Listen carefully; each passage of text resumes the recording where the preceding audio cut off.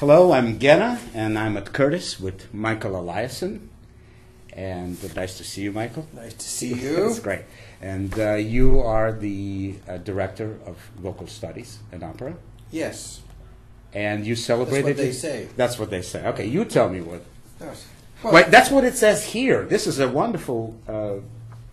Yeah, should read it sometime. It's the Overtones. Truth. Maybe they're not telling the truth. Who knows? Oh, I don't think so. This is a beautiful article about you, which is written by a critic from the Wall Street Journal. I believe so. Yes. Yes, Heidi and it's very well written, and it's just a nice glimpse into the kind of work that you do. So, and you're my boss here. I coach. I am nobody's boss. You're nobody's boss. Okay. Well, okay. We're democratic around We're here. very democratic. Yes. So we're all socialists. well, congratulations. Right. Exactly. Maybe some people and that's why we're here. Some people would disagree with that. You celebrated 25 years working at Mm-hmm. Curtis, and the concert was just absolutely wonderful. It was previous semester, Right. and we talked a little bit about December. it, and it was a touching event for you. It was. I didn't even know I was going to do that event, actually, because when I realized that it was 25 years that I've been at Curtis, it was sort of like, oh, shit, man, this is, wow. And then people said, you should celebrate it somehow. And it's very interesting. I have a huge ego, I think, or some people have told me, particularly my family, I think, my partners. But when it comes to actually saying, oh, well, actually, I want to celebrate 25 years of being a Curtis, I was much more hesitant, much more reticent about that. And I think that's part of the role because I have been an accompanist most of my life.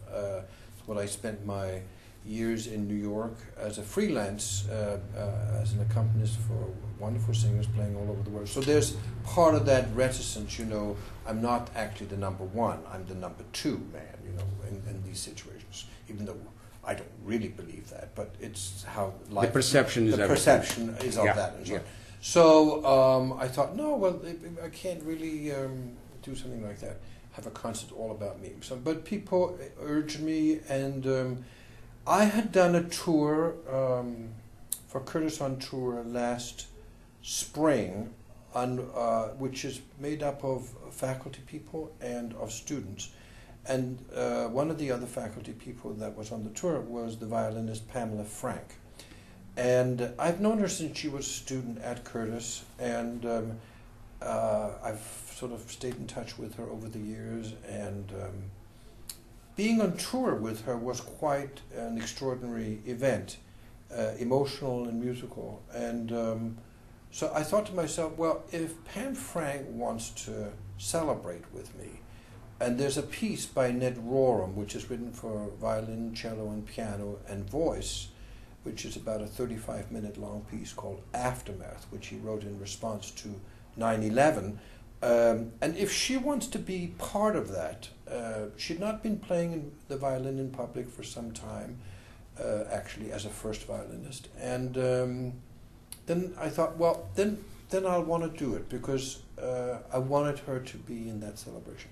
So I called her, and she called me back, and she said, "Are you crazy? Of course I want to do this with you." And so I was very flattered. And from that grew the concert to what I wanted to do in it. It was very important to do that kind of chamber music piece. And it was all chamber music. Yeah. There was no opera, right? There was no opera. Right. There were solos. There were songs, but there was no. I didn't want to do opera. It's an interesting. Several people have asked me, "Why didn't you want to do opera?" My roots are in the song world. That's where I started. That's what I did. That's what I've done. When I was very, very young, that's the world, the Schubert, Brahms, Alban Berg, Strauss world. That's what I inhabited when I was very young. So out of that, that Pam Frank wanted to do this with me, came a program that included the Rorem, that included Liebeslieder, waltzes. I wanted to honor as many singers as possible in the department. Some people have said to me, "Oh, you should bring in all the singers that have become famous that were here in the last 25 years." And I said, "Oh, that, So instead, what I did, the first half was actually current singers. We did Liebeslieder waltzes. We did Alban 7 early songs, and then a piece that was written for Roberto Diaz and myself and a singer for viola, piano, and baritone called "Come Up from the Fields" by Danny Pop, which we had done on tour also last year. I wanted to include Roberto Diaz. And that's our director at Curtis. The director at Curtis. In the program, I was very thankful, very honored that he agreed to participate. Mainly, I wanted to include it because when he became a director, that was 3-4 years ago, Gary Graffman, the former director of Curtis, had hired me back in '86.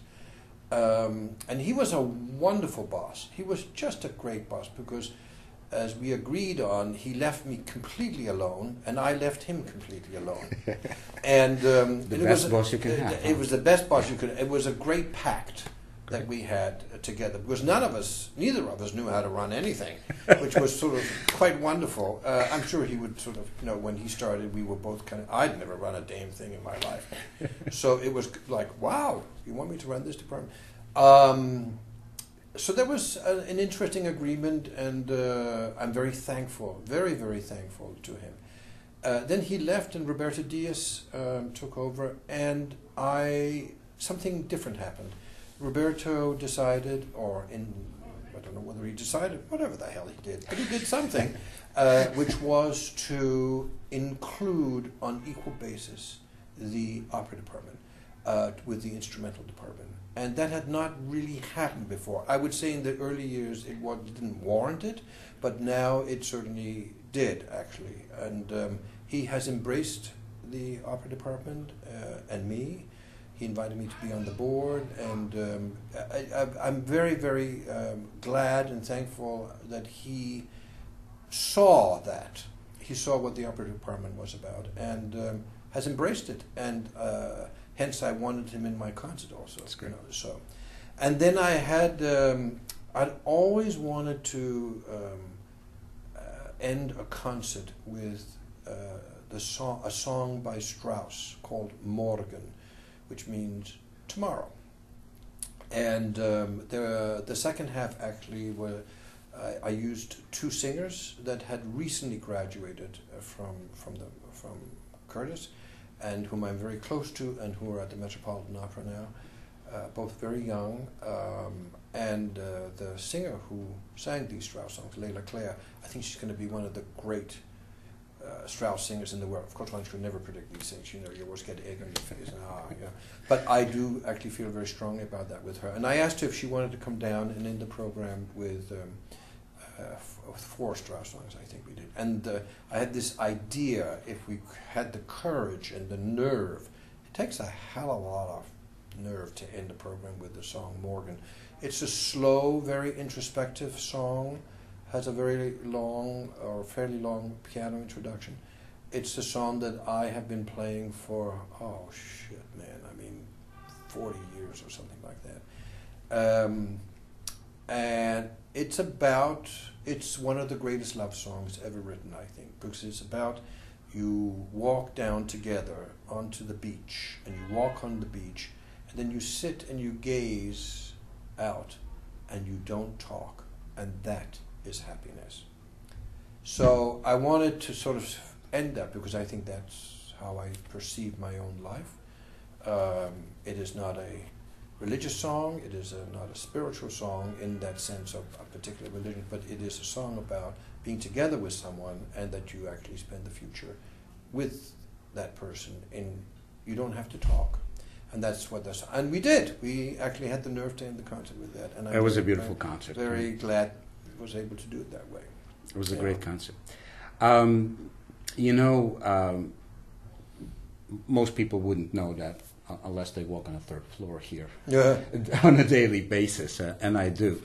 And what people don't know is how incredibly disciplined you are in working, practicing your piano. I mean, I hear it. I almost hear this kind of Franz Liszt regiment here. You do everything from scales to big chords, octaves, arpeggio, just the entire repertory of piano skill. To tell me about this. Well, it's an interesting thing. I never started off wanting to be a solo pianist at all. In fact, when I was a kid and when I was growing up in Copenhagen, Denmark, I was actually a composer. I was writing little things and string quartets and piano pieces and songs and so on when I was 12, 13, 14, 15 years. I was very fortunate to have a lot of it performed on the radio and so on. There was a very well-known conductor who mentored me with this. And then my older sister was a singer. I think she might have thought of becoming a professional singer, but she didn't. She married and had children.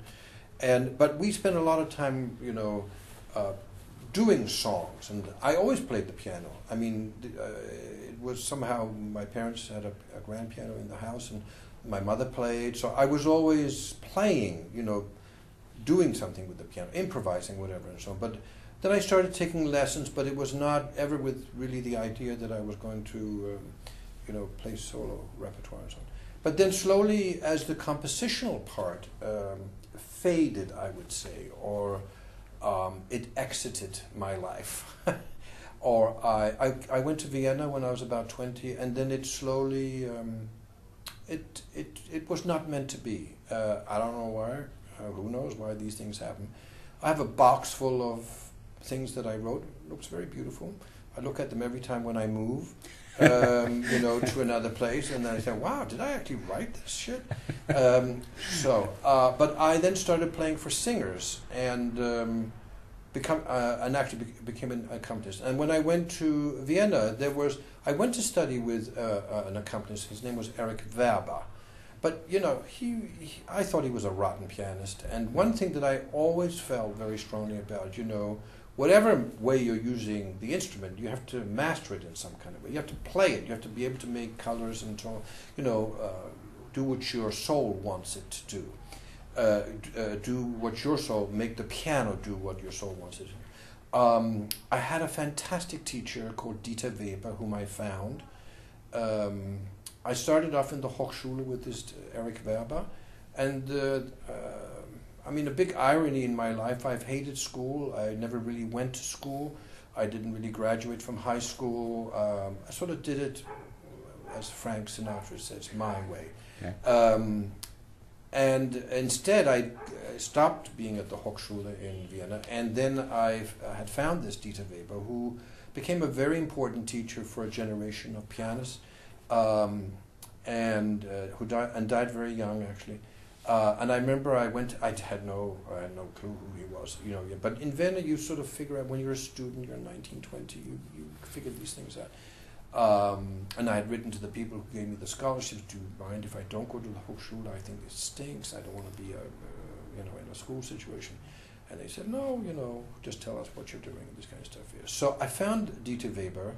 And I went to play for him, and I played lots of Schubert, and I played lots of Schumann, actually, also a lot.